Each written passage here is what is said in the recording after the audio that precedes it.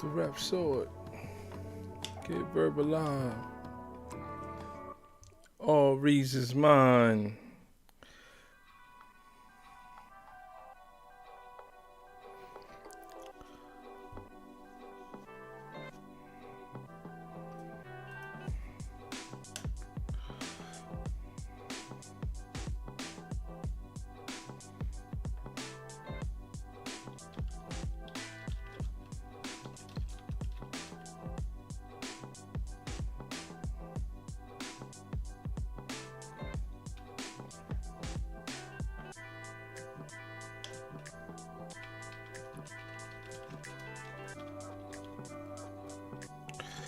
We live. We are live. Thanks for that, Mick the Pick. You might be the first one in here.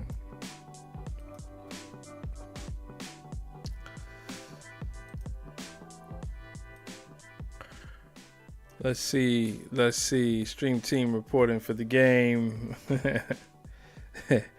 You ready to make a movie, man? Yeah, just hoping to get a few people in here. We'll see. My energy is all over the place, man. All over the place.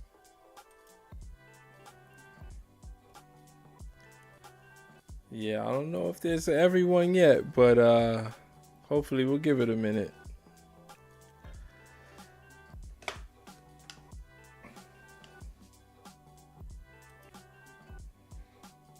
I went later today intentionally because the earlier I've made it, I've noticed I don't get the stream team doesn't come in until a little bit later on. So I'm like, if I want the stream team to be there, I kind of gotta go live at the right time.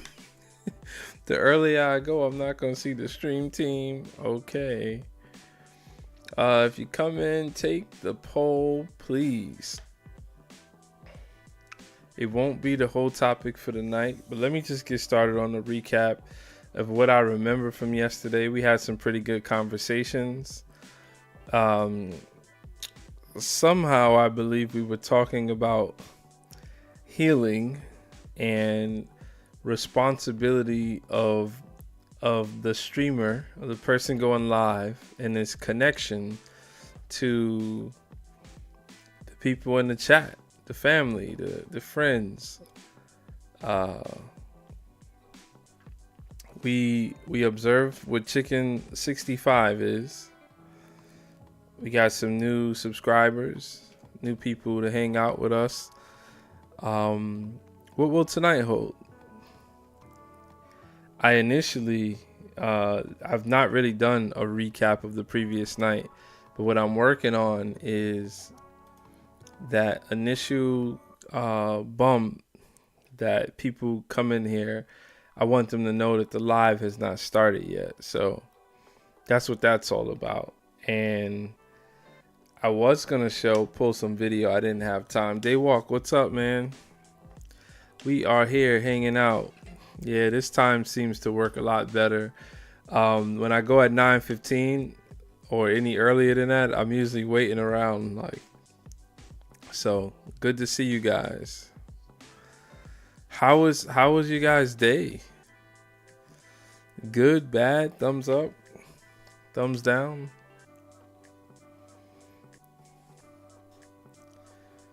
I'm under the orders of me and ChatGPT have worked out how to get this content cracking. And on one hand, and I'll show you guys, on one hand, it's cracking. On one hand, it's absolutely cracking. So I think the advice, and it's not just advice from ChatGPT. Yep, up and down, kind of both. Same here, man. I think we're all interconnected, and there's definitely a lot going on. I don't know what you're going through, but yeah, for me, I'm having trouble just stabilizing my energy. Um, but yeah, so I told you guys that starting Monday, I was gonna be putting up more content. I often film a lot. Is the poll? Do you not see the poll, Make the Pick? It's a good poll. Everyone else see the poll? That gets me worried when you're hyped. Like I'm I'm hyped to stream. I just don't. I'm always a little nervous about what the stream is gonna be like. Um, so yeah, I was saying that I spoke. I've been working with ChatGPT to try to just get an angle on how are we gonna get to this goal of 250. Like, what's gonna be the thing that shows more momentum? I mean, we're at a steady pace right now. I could see it does require me coming on and streaming, which I'm okay with. But is there anything else? Is there something that I'm not seeing? So as of this week, my goal was to start being more conscious about putting up more content, even though like shorts don't give you what they don't really contribute to your monetization unless you're viral, um, like just to get there to the partners program. So it's really like long form videos and your streams.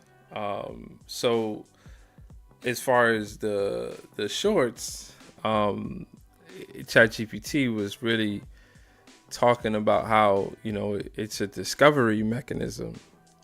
So I said, okay, I'll play that angle. So I get it. People, we have Super Bowl commercials, and no one could even quantify the impact of Super Bowl commercials. We just know that if we don't spend money on the Super Bowl, our competitor will spend money. And they may be able to have a way better commercial that sticks in people's heads for the rest of their life. We all have commercials that are still singing in our head. Celino and Barnes, you know what I'm saying. Everest College. You ain't doing nothing. You're on the couch. You ain't got nothing to do. Why don't you just come to this fake college and pay that tuition?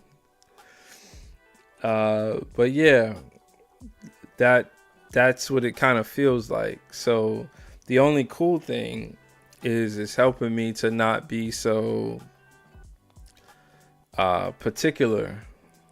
As a former perfectionist, it's helping me to not be so particular about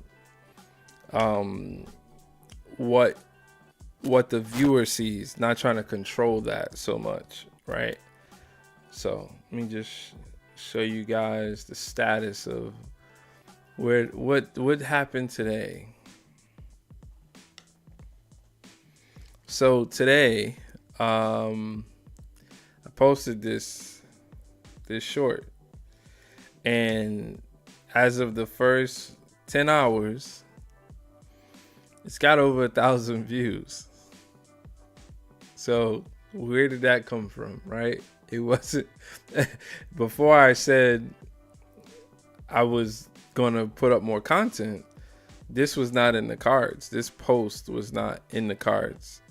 So this is merely me listening and seeing the plan, not being, like I said, as a former perfectionist, not saying, oh, this isn't valuable or viable, and kind of move with it. So the good is, wow, I could produce a video that gets, as you can see, I don't know how clear it is for you guys. I'll try to make it a little bigger. So 1.1, that's not the actual number. So, okay, I guess I don't see it on the on this as well. The phone shows it better. Get like a more accurate readout. So 1.1K on the video. Average percentage viewed 44.3. So you could see already, like, this is the stuff that I'm talking about. 1% likes. 1%. That's crazy. And no one, which is my next hurdle, and I want to kind of talk about that. We could kick this off. Let's read off the poll. Yeah, man, the analytics are awesome, and this is 2 straight days of me posting. It's actually 3 straight days of having a successful post short, and not really getting much out of it. So it's a little confusing. I'll talk about it. Let me just read off the poll. So we have 3 votes. Would you go classic or modern with your dream car? 100% classic muscle. 0% classic luxury, modern performance, and DeLorean. You guys disappoint me. You disappoint me. So today, I'll tell you where the poll came from. I had to take care of some business today, so I couldn't go. I didn't do my normal work schedule, and it was also like a mental health day. Like, I just needed to get myself right. So projects are always in order. So I'm working through a project, and I end up at a store that I love to go to.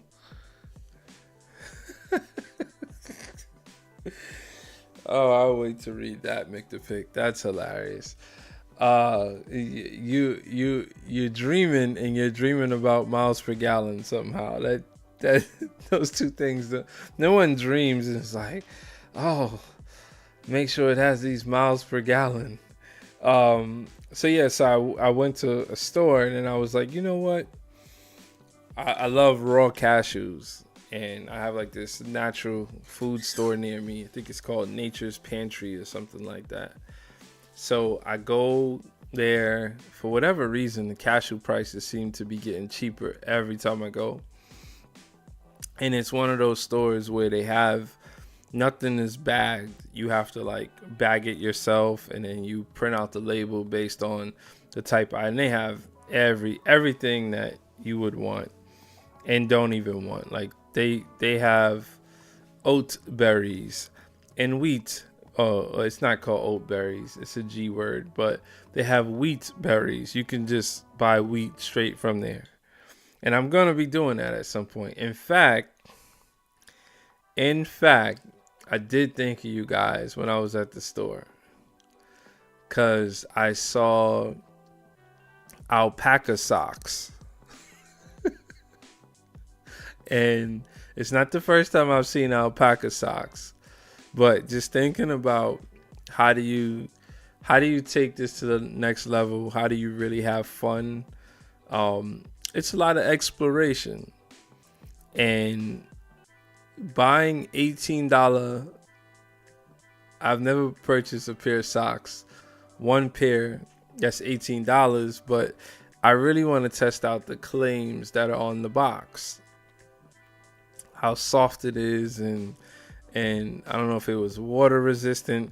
It just seemed supernatural, but it was $18 for alpaca. They even had sheep, like wool socks, like the real deal. So hopefully we'll get there. Who knows if we do or we don't, but I'm game. So I go outside, get my cashews. Oh, and I also got fresh crushed peanuts, which was not called peanut butter. It was just fresh crushed nuts. They had a machine where the peanuts in there, and you press on. You turn the switch, and the peanut butter comes out. Insane. No mixing, no oil, fresh peanut butter. Wasn't even that expensive. I was pretty shocked. So I'm gonna be mixing that with some honey and see where that goes. I like you teeth. Okay, Solomon. Thank you. So yeah, so fresh peanut butter. So I get outside and I see this Saab car, old Saab. It was boxy, so I'm guessing it was late 80s, early 90s. I don't see it being any newer than that. And I wanna fanboy and go out and just to tell there was a guy sitting in there, and at the natural food store, the crowd is definitely a little bit older. So I wanted to, go there and just say, "Hey, what's up, man? You doing a good thing." Like, that's, to me, that's super inspirational, right? So I don't do it. I just think about it, but then it makes me think about where we are in the world. Um, we're at a point where we don't know what's going to happen with car companies. We don't know what's going to happen with the petroleum industry, fossil fuels. There's a lot of interconnected things that could really change the trajectory of where the world is going to end up. So cars, being one of them, I've already, since COVID, have had a different point of view of automobiles. I was thinking of somewhat of the I know in Cuba they've had a model, they've struggled to have the right relationships to import enough vehicles, so they have mostly old vehicles that are restored and Frankenstein, but in a good way, together. So they understand how to work with vehicles. And in 2026, I just don't see why that's not in our future. The only thing stopping us is people not being willing to pick up new skills. So I started to think about my dream car. And my dream car, I don't know if it really is a dream, but a DeLorean is pretty high on my list. That's why the whole poll was really about a DeLorean. It wasn't. I try to sneak in. You can see how, if you read the poll, the cars aren't listed. Only one car is listed. It's one of those kind of cheating multiple choice. So, yeah, man, I don't know a lot of facts about a DeLorean. Obviously, it's the Back to the Future car. I think it's made. I think it's stainless steel, if I'm not mistaken, or aluminum. Let's pull this up.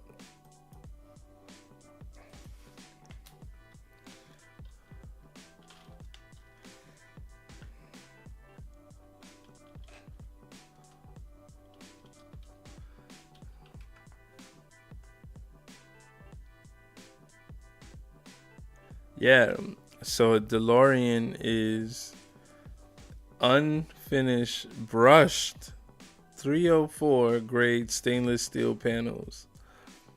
I believe it's a heavy car, and definitely we're not getting good MPG. Make the pick if you're still hanging out.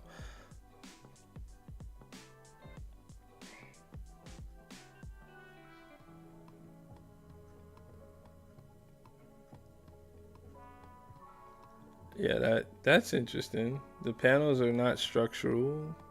They are attached to a central fiberglass underbody. Yeah, man, that makes me want a DeLorean even more. Some time ago, I've wanted a DeLorean for like 20 years, even before I had a license. I think they were pretty affordable. 15, 20 years ago. They weren't seen. I mean, I'm sure there were more of them. Um, but yeah, they were around. I wish I copped one back then. Okay, well that's what the poll was all about. So if people are still hanging out, take the poll.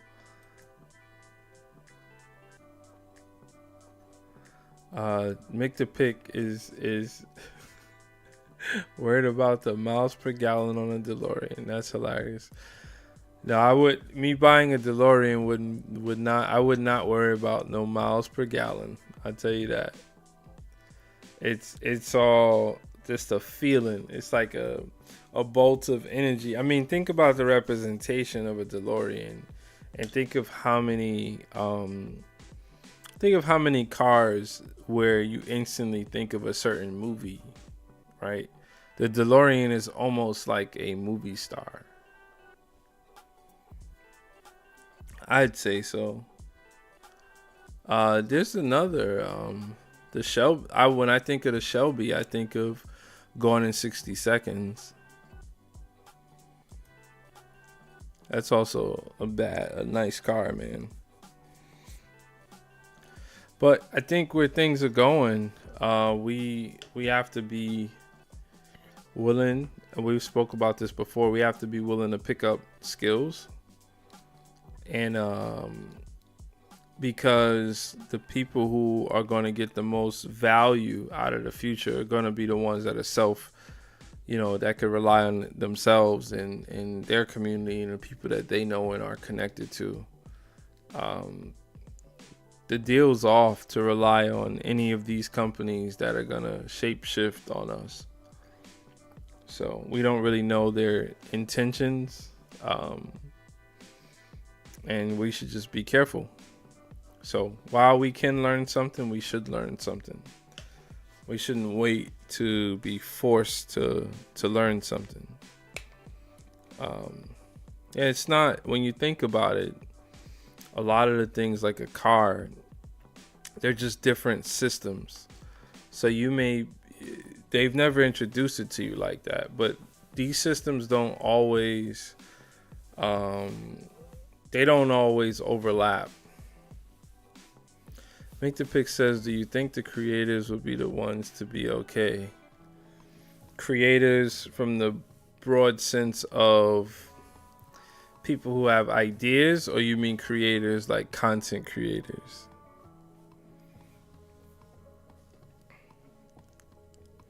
Yeah, I don't if you're speaking of the former, I don't think that it all depends on what you think, how you think, because if you're okay with functioning in society where your masterpiece, your creation may not even it may not be connected to any monetary flip. Yeah, see, that's the thing. I don't see how the future holds. I don't see security in many creations as far as you say businesses, products, and ideas. We're still trying to settle the petroleum problem in the world and the fossil fuel problem. So yeah, you can create businesses, but I don't necessarily see that as a creator. I feel like there are people who want to do noble things, and those people, because they're already rooted in doing something that they feel is important, I think they'll be fine from a mindset basis, because they'll be willing to accept that their creation, their efforts it doesn't have a definitive way to be successful. People who, when you say businesses, products, and ideas. It's like Elon Musk trying to. I think he was doing. Remember, he was building this tunnel, and he was going to change the way people transit in. I think he was starting in like L.A. And granted, I've also thought through those types of things so that we could avoid stupidity like congestion prices in NYC. Um, but there's no, when I thought of it, there was no monetary component to it. It's just looking at ideas. So like Steve Wozniak. Steve Wozniak, the reason why he's not the richest man in the world is because he's continuing to just engineer. He's continuing to see things and see the gap in it, solve the problem. Those people aren't necessarily trying to exploit businesses. A lot of times, it's a way to exploit a gap. So it's I don't see, when you say creators or people who create businesses and products, I think they depend so much on the supply chain itself that I think looking backwards is an answer for a very long time. We have to use these things. Like, my understanding of what China has done for a very long time, I'm talking since the 70s, since they don't have natural resources, they were one of the top companies with taking in resources from other places, predominantly us, right? So we keep shipping them plastic and all these materials over the years. That's our waste product. And they turn our waste product back into the products that's been on the shelves our whole life, because they stockpiled a resource with having a gap with natural resources. They just used the waste product, and culturally, we got used to the waste, the upscaling of the waste product, right? So you can always do something with. That's what I'm saying with, like, in Cuba, if you watch the people who are driving the cars that are in Cuba, you don't hear about this automotive industry in Cuba. A lot of places, they're just getting cars that are being shipped, but when they have fragile relationships on a government level, there's not a big stream of, especially in a communist country, there's not a big stream of things coming in there. So they work with what they have.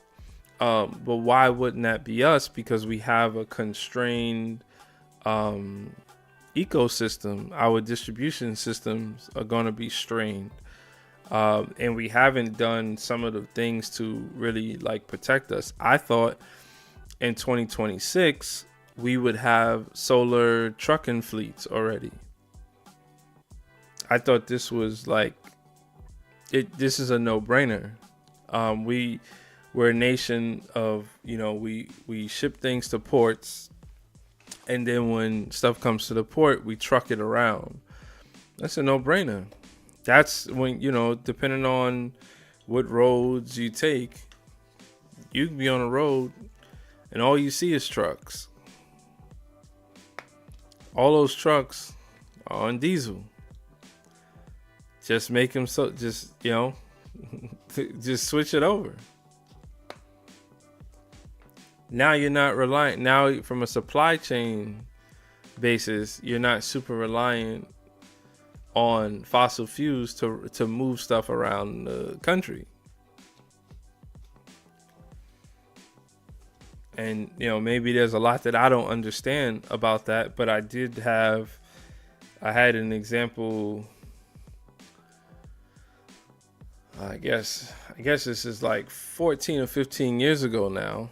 I don't know if you remember Fresh Direct. I'm guessing they're still around. They were one of the first to market one of the lead companies in ordering, fresh food, delivering fresh food around. And they were looking to, I believe, move. They needed to move. They needed a primary location, like for all their factories. And I was still in the Bronx, and they were trying to keep them out of the Bronx. And if I remember correctly, what was very obvious was the Bronx, the South Bronx in particular. The New York Times, and I want to say 2010, they did a article about the Bronx being the poorest, the Bronx having the poorest district in the nation. It wouldn't even be hard for me to find that. And why that's important is because, hey, you have a company who wants to move into the Bronx, and the company is based on a fleet of trucks. And the trucks, the poverty, wherever there's high poverty, there's also high pollution. So why would they make this deal, right?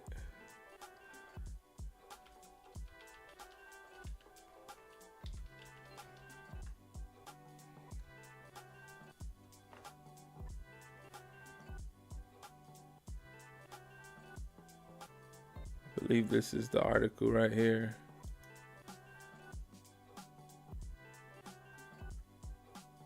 Oh, of course. Yeah. Oh, yeah. Let me just put the year as I remember it, and then we'll see what happens.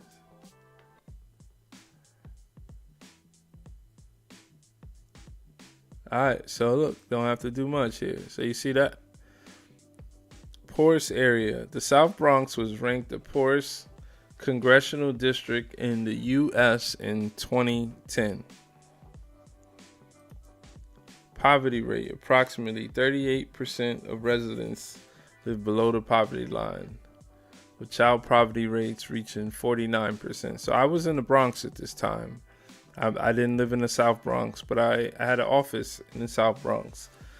And this was the energy that was around, and Fresh Direct was trying to they were trying to entertain the city to say, hey, give us a headquarters. So you know what ended up happening. So Fresh Direct, this is back when companies like this would basically, when they deliver, they just leave their car running. And we're just talking about more pollution. And you're doing it in a place where some of the worst pollution exists in the United States, in the South Bronx. Because the South Bronx has a history of, industrial nature and a lot of money to be made there. But the people who make the money there don't live there. So we're speaking about high levels of poverty. So what happened, I'm glad you're hanging on with me, Make the Pick. What ended up happening is New York City and the Bronx, they gave them public land to build their facility, and they gave them $144 million tax break to win them over.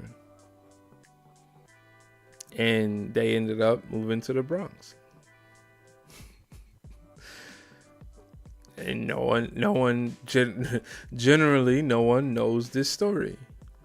So back then, if you were gonna make this deal and you see the amount of money that is in play, giving someone $144 million tax break, why not just make them change their fleet from diesel to electric? That if that comes with the deal, then you could make a place, one, after all is said and done and the investment is made. They're probably gonna make way more money because we may invest in electrical infrastructure within the headquarters. So now they make even more money because we're not dealing with gas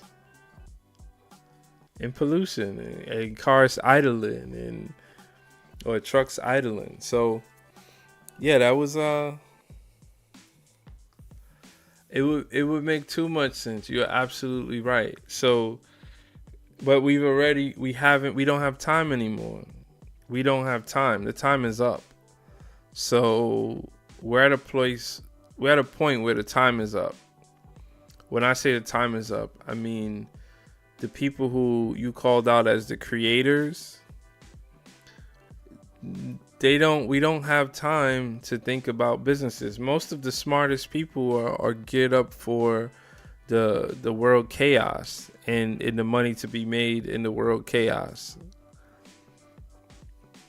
So people who are just thinking about, changing ideas to improve our leisure, that's not on Front Street right now. That's not the primary. That can't be the primary thing that we're doing right now. So it's gonna have a impact. So while we're left out here to dry, this is where real innovation happens, because you don't have products that are continuing to be pumped down because people are not going to be able to afford them, just like during COVID. So you can get a lot of delays on things. Why would we go out there and keep investing in new products? You guys, at some point, I don't know how much shopping you do, Mick the Pick, but at some point, the orange juice is going to be, they just going to sell 32 ounces. That's it.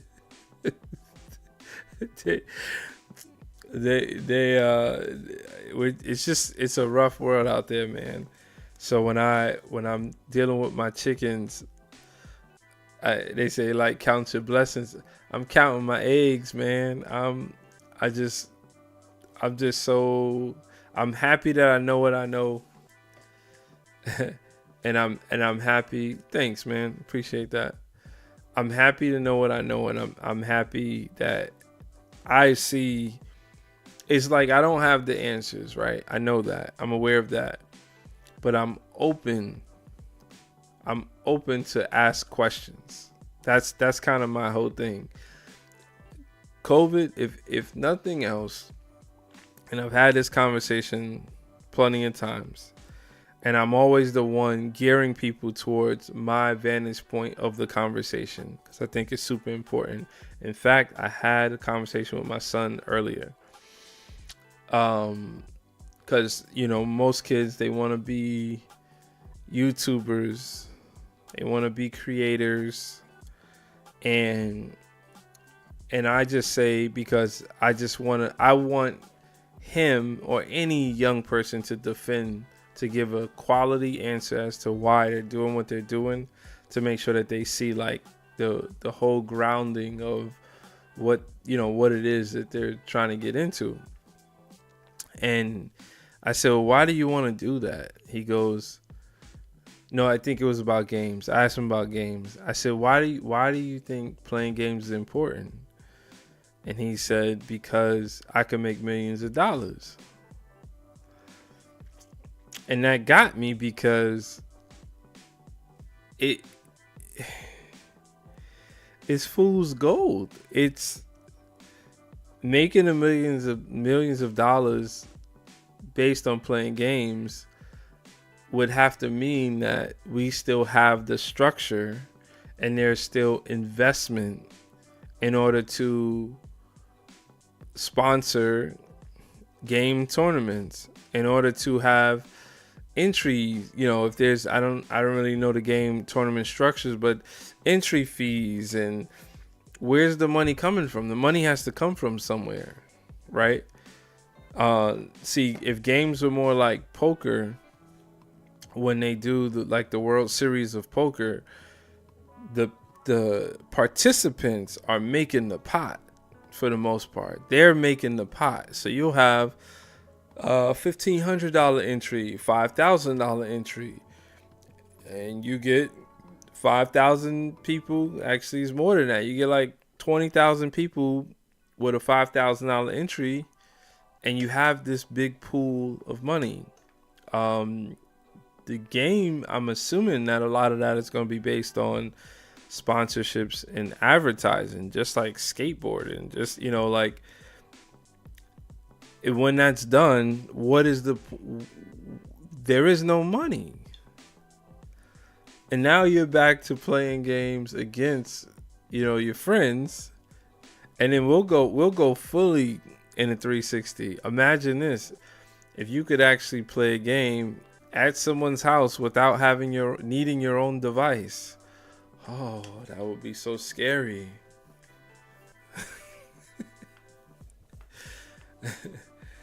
Because they, culturally, they moved in a direction where everyone needs their own device just to play a game.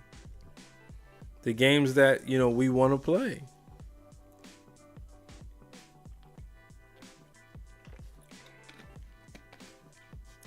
They didn't get to sit in the same room. Playing NBA Jam in the same room? He's on fire. Come on, man. But yeah, I think we just need to. I think we need to go backwards. One of my favorite creators I always bring up. He's been having a challenge of cooking with actual fire, like cooking with wood. So making a wood fire, no charcoal, and just seeing if people understand the skill. And so it's a challenge. I'm probably gonna get in on that. I don't think I've ever just cooked with wood before, but definitely some preparation in that. So the other thing, I don't know if it's just you and me in here, Make the Pick, but I appreciate you for hanging out, my brother. Sometimes the YouTube streets, the big brother be doing weird things. I ain't gonna be like other people. I'm being shadow banned. I'm so important. Yep, poker does get crazy because it's all their money. Yeah, I mean anything that's just purely sponsored.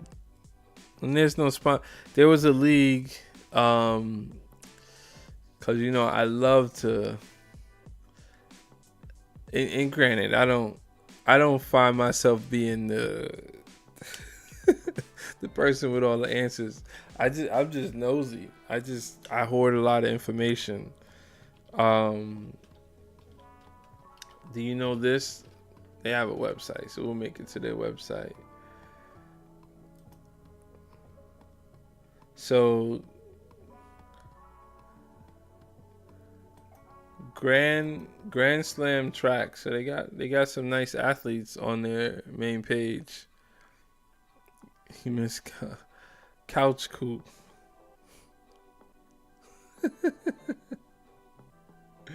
Oh, Couch Co-op. Yeah, we didn't call it that. We just called it come over and play a game. Like, what you doing? All right, you coming through? Like, one of the funnest games actually was wrestling games. What did I have? Like a Bash at the Beach. WCW had a couple of pretty good ones, but yeah, those were like the big tournaments. You do like the battle royal and see who's coming out. That was awesome. I remember there being a 64 person in one of the early WCW games. Yeah, so this that I have on screen, the reason why I put it on is because this league was started by Michael Johnson. He's the owner of the league. He is trying to take track and field. I shouldn't say track and field, just track into the new era, the next era, and give it the same level of importance and entertainment value as the other American sports that are popular. I believe that the mission makes sense. The implementation's a lot harder, and the reason why is he had to get a lot of investment into the league. So he's some you need people with money, and I think during the first season, the investors ended up pulling out, and people were complaining about not getting paid. So one of the things that he was trying to modernize was how a purse gets paid, and he was cash apping people like the night of your race. Like you win the race, you get a cash app, 50,000. So they struggle to get some of the biggest names. This track there's a lot of interesting things going on in track. People don't give it its respect. I know I'm probably guilty of, and I would love to run from what I used to say, which is that ain't a sport. But track has actually become my favorite sport. That's my punishment. That I actually love track so much now, even though I contest when I give my definition of what a sport is. Track doesn't usually fall in there. But track not only has this league, so you could tell that there's opportunity here, because you have somebody like Michael Johnson, former fastest man in the world, multiple time, gold medalist in some of the faster or the sprinting events that we all love. He went out and started this. This will be like, I wouldn't say he's like the Michael Jordan. Let me get a player. It'll be like, no, not even. But it's track a sport. It'll be like if Kevin Garnett went out and started a basketball league. Yeah, Kevin Garnett is a good enough name. Definitely just known, respected. It's always been a face. When he was there, you had nothing but respect for him, and then even leaving. So I would say more like a Kevin Garnett. So Michael Johnson is showing that there's opportunity in track by trying to start the league. But my point is that in sponsorship, what happens when the sponsors like pull out or investors pull out? This is what you get, and it's hard enough to get the athletes. So it's hard to. This is one of these old legacy traditional sports or events, I should say. I don't know if it's a sport, but people are used to seeing it the way they see it. They have the people internationally who follow it. Obviously, if it could pop in the United States, it would be good for us first and foremost, but I think it'll be good for the world, because a lot of the companies who do the sponsoring, the Nikes, I guess Under Armour, Puma, those companies those are US, born companies. So I just think that this league could really be jumping. I had an idea. I don't know if it's problematic to field this, but I had an idea. It's similar to what's going on with the boxing, where everybody wants to box. I saw another one today. I don't know if you guys know who 1090 Jake is, but 1090 Jake wants to. Who did he say he wanted to fight? Oh, let me just look it up. I really don't want to look this up.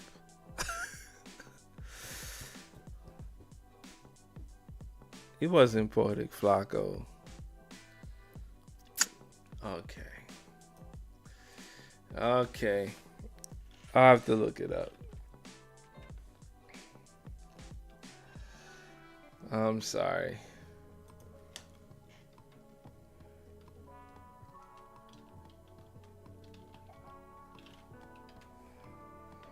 quick.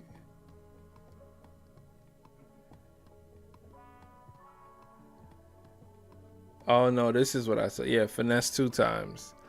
So he wants to fight finesse 2 times. This rapper. So reason why I said that, and then I'm off of the tube. The reason why I said that is because my vision of what track could be like celebrity track, where for fun people get to see who's the fastest. So instead of it being so much contention around like boxing, you have a lot to lose when you box somebody. Like a lot of people who've, first of all, those matches, the matches that we've seen, most of the people can't box. And it shows right away. You can't fake that you can box. You can or you can't. Running it's easier to look at times and say this person is closer to that time, and if they were to train, that'll be a competitive race. I think that's a lot harder to say. I mean, at least my understanding of like boxing, if you know what you're doing, you pretty much will win against someone who doesn't know what they're doing. Not saying you can't get hit, not saying a shot can't get in there and it can't change the environment. I'm just saying knowing how to box. Fighting and boxing is not the same thing. So I had this idea that, and again, I'm always looking at the internet and I'm like, how could the modern internet, this is the way I think we should be looking at AI and all these advancements, right? What if we had a sprinting race where people, potentially famous people, potentially track stars, but they were not running in the same building. They were like different places, different stadiums. Maybe a stadium that's not super, big, because we need to rethink this. One of the things that holds track back is because it's track and field, it's going to be at this big old Goliath field with all these different things going on. So the fans, and if you've ever watched a track event, the stuff in the background is happening at the same time as when most of these races are occurring. So fans are kind of like, they're moving left and right to look and see, what's going on. So we need, and that's kind of one of the objectives of Grand Slam track, where it's one thing. You're coming here to see this, and that's it, right? So, but I don't think we have many stadiums that are just specific to track. So if you had to make a track stadium, what would it look like, right? They did, I think was it Grand Slam track? No, I don't know if it was Grand Slam track, but they did a race at the end of last season, and they did a long jump in Times Square. That was awesome. I don't know, I'll pull that up on YouTube. That was awesome. And I hate that we all don't see this.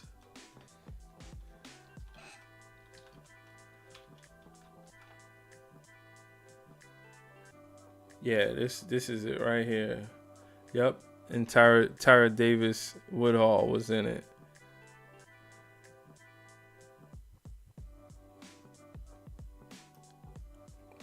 Up. They almost got me. Okay. I'm getting better. I was showing something that I wasn't showing. He said no shot.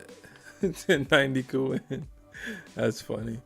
So this is at Times Square.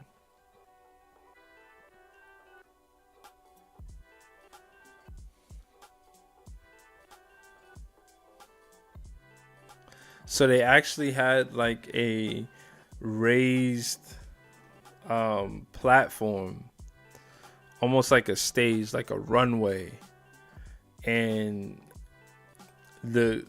it was women's, and they did okay. It wasn't Grand Slam. It was Athlos. It was I feel like that's the husband of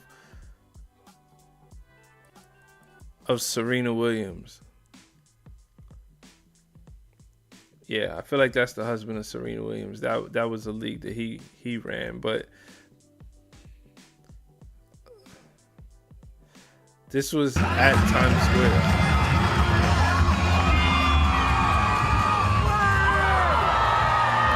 Monet Nico! Like how lit is this?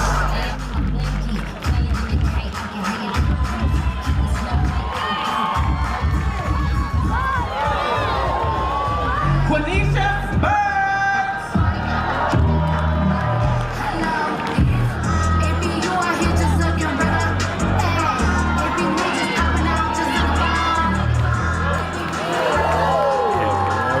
Yeah, it was pretty awesome. So yeah, I just think that there's so much opportunity in what you could do with track because it's exciting. It's the only thing that it doesn't have is the contact.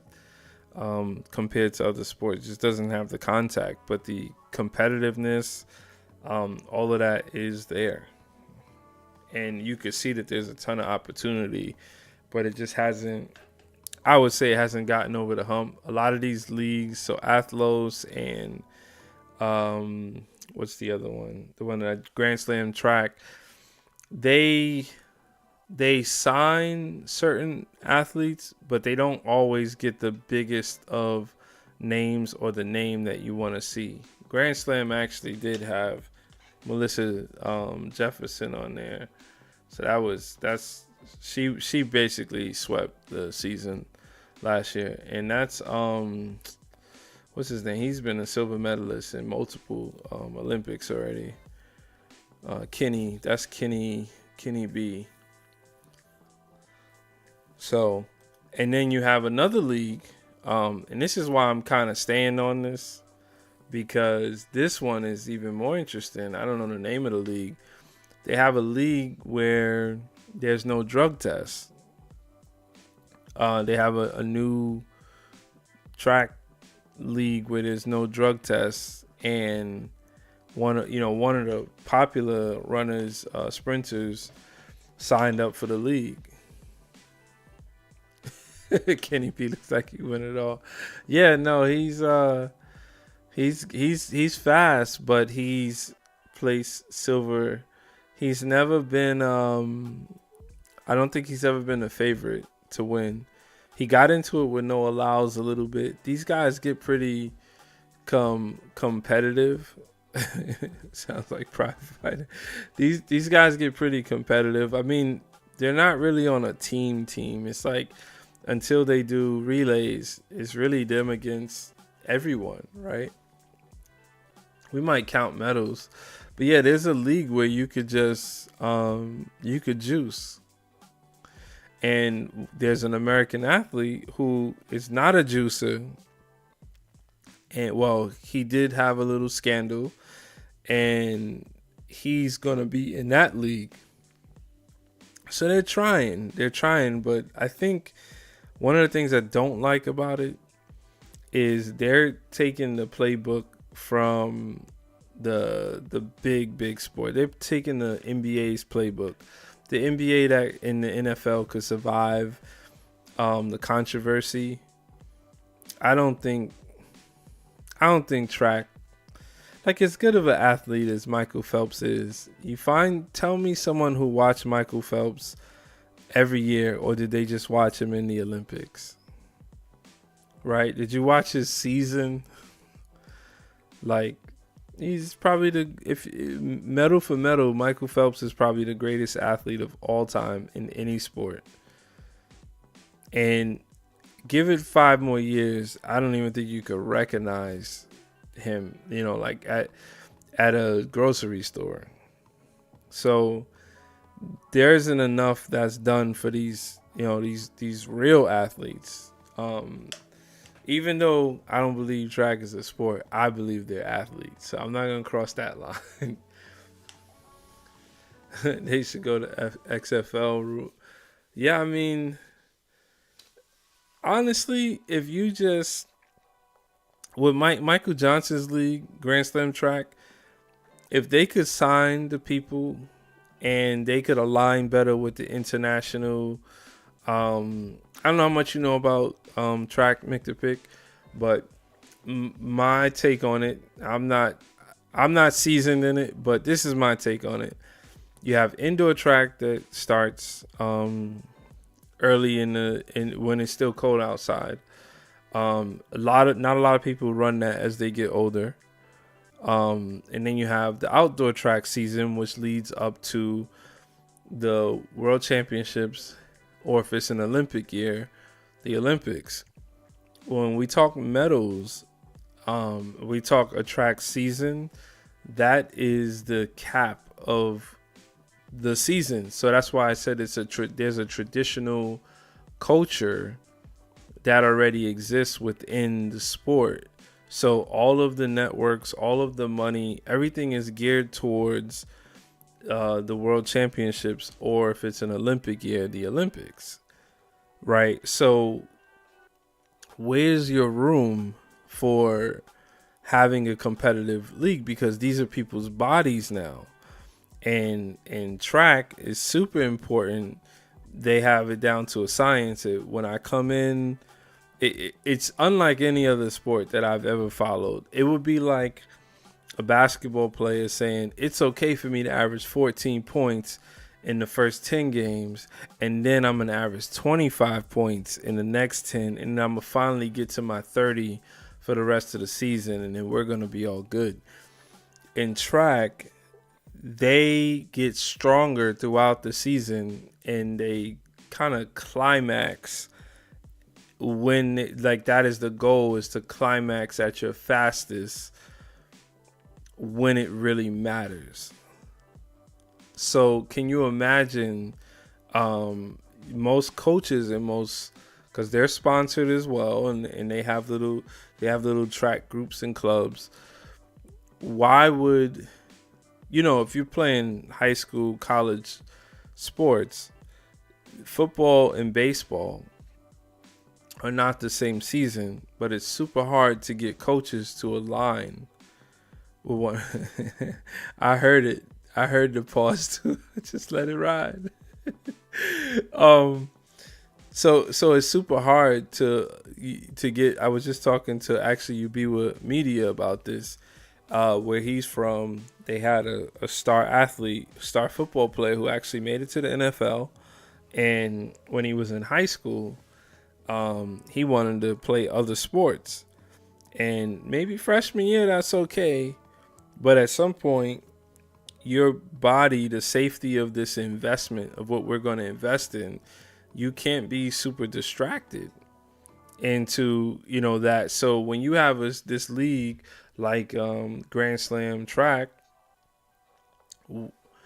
how does this league fit around the schedules of the person that's trying to take care of their body, so that their body could, I don't want to say climb, reach the pinnacle when they need to reach it? Like, be at your fastest when it matters.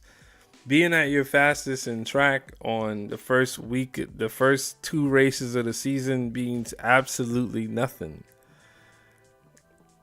Those races, those are points. That's not winning you anything. So, it's really, I think it's the tradition that the whole sport and the culture behind who's watching it needs to be kind of reimagined. But I would give it to the athletes. They still produce, the sport still produces top tier athletes. I'm a little worried. I do watch one guy, I think his name is Coach Rob, and he was talking about how the NIL, the updates in the NIL is going to impact sports like track, and not every school is going to have a track program anymore, because something to do with the NIL's impact on Title IX, and there not being a need, if there's not a need for it financially, then you don't actually have to move forward with that program. So that means that would make track a little bit smaller and not being at every school, like on a D1 competitive level. So, but yeah, they churn out athletes. Yes, I love track, man. Love track.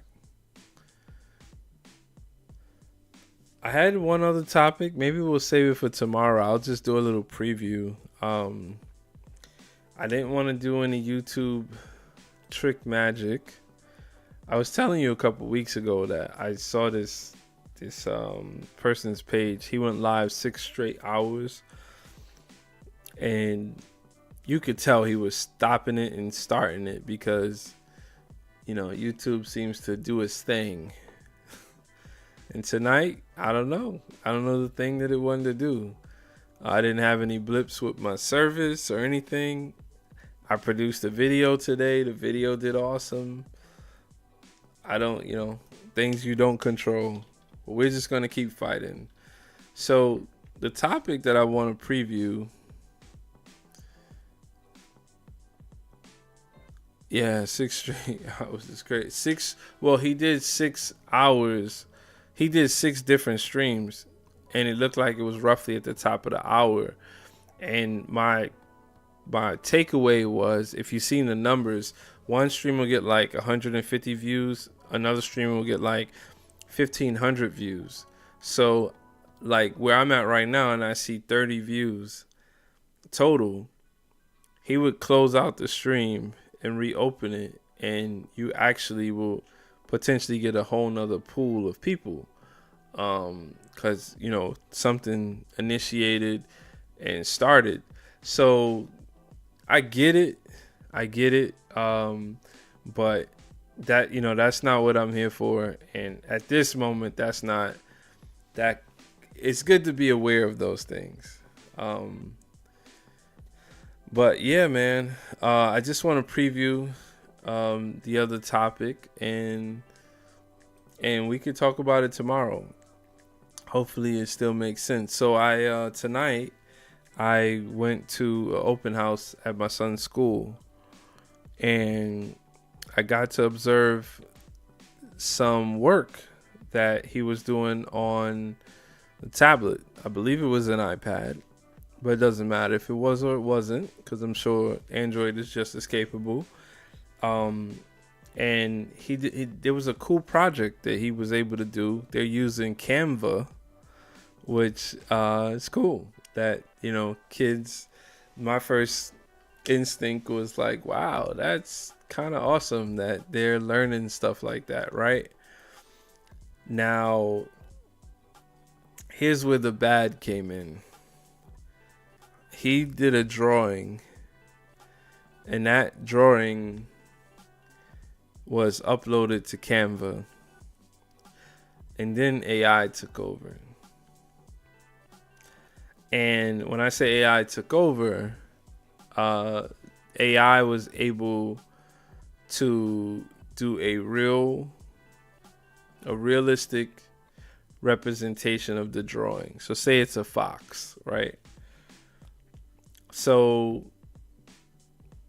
you upload it, AI turned it into this fox. Super realistic. Looked like it could go in a movie right away as a, CGI effects. Now, that didn't bother me. This is what bothered me. He now says, watch this. And he goes in, and mind you, nothing is saying this is AI. He's just using Canva. So then he goes to a prompt.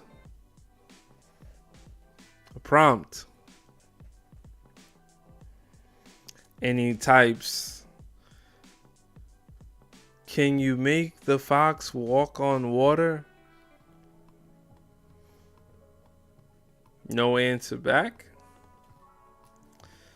loading bar, maybe like a minute, and now it's generating the fox walking on water. So I just wanted to talk about in okay, and that's what I wanted. We can get into it tomorrow. I'm not gonna get too deep right now, because I'm pretty sure that'll go off the hinges. But that was my feedback as well. We're cooked, but we're not cooked because we have a technology that can do something like that. We're cooked because the way the technology is being taught and people think that they're learning something because they're offering this as their work, right? From an elementary school age, we're teaching people how to use prompts. And my question was, is it worth it to teach or to learn technology anymore? That was my takeaway. Yeah. I'll just say it again. Is it worth it? And I'm gonna probably schedule a stream for tomorrow and put some thought and effort into that.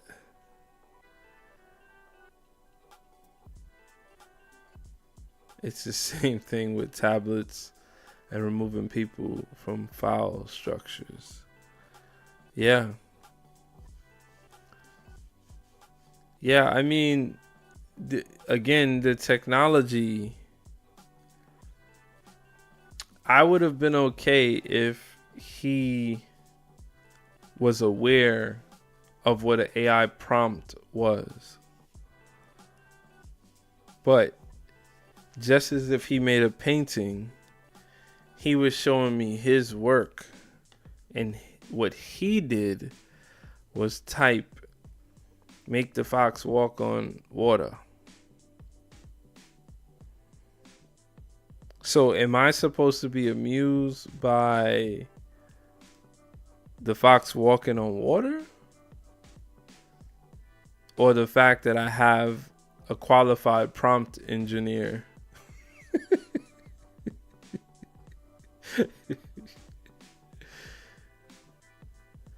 So I'll have a talk with, I'll keep talking to him because I think this is that moment where I have to, one of the downsides, I know I said we're not going to get into this, but one of the downsides that I see is the creativity that comes thereafter from seeing if that's something that you want to do. Not to say that all wouldn't be possible with AI, but there is something comforting about what humans share with one another, and AI is only trying to mimic that. So since we're the source, I would want to hope that we always have a lane to be the source and to stay the source. So that's all that was. So I'm going to get out of here. Make the pick. Thanks for riding out with me as usual, sir. I didn't announce it, but apparently somehow, some way we earned 3 more subscribers and we're at 184 now. So man, I think our days are numbered into 200 and we'll take it from there. Well, I'm going to get out of here. Let me see. Am I playing the video? I got through the stream. Thank you, sir. I got through the stream. I'm actually not I'm not bothered by the I got to find a word for it, but the YouTube shenanigans. I'm not I got to understand it. But I'm not really bothered by it. It is what it is. Even Shadow Black was here before the stream started, and then he wasn't. I don't know, maybe I'm shadow banned. But no, thanks for hanging out, man. I'm gonna just play this one video and then get out of here.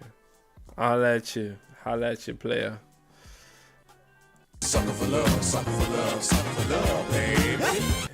Peace. Today, we train for the 2030 Winter Olympics. Let's do it.